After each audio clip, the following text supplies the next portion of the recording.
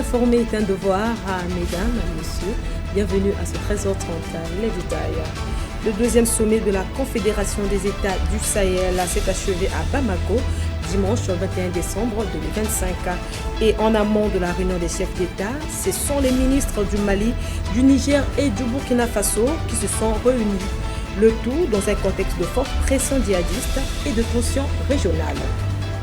Une frappe de drone a tué 10 personnes samedi sur un marché du Darfour, région de l'ouest du Soudan, désormais entièrement contrôlée par les paramilitaires, tandis que les organisations humanitaires ont évacué leur personnel de Kadougli au Kordofan Sud face à l'intensification des combats. Au Nigeria, les 130 élèves enlevés en novembre dernier dans une école catholique ont été libérés dimanche 21 décembre 2025. Pendant qu'à Miami, les États-Unis tiennent depuis 3 jours les pourparlers dans l'espoir de mettre fin au conflit en Ukraine, sur le front, la situation est toujours aussi difficile. Les pertes de deux côtés ne sont pas communiquées, mais elles semblent lourdes. Un général de l'État russe a été tué ce lundi matin après qu'un engin explosif placé sous sa voiture a été déclenché. Le drame s'est produit dans le sud de Moscou.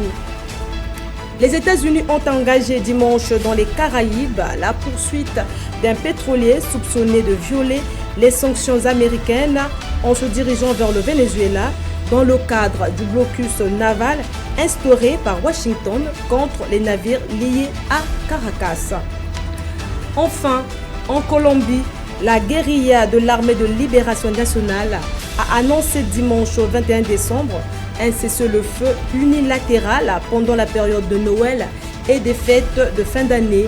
Il doit débuter le 24 décembre à minuit et se terminer le 3 janvier 2026. C'est la fin de ce 13h30. Merci de l'avoir suivi, mesdames, messieurs. On se redonne rendez-vous pour la grande édition. À bientôt.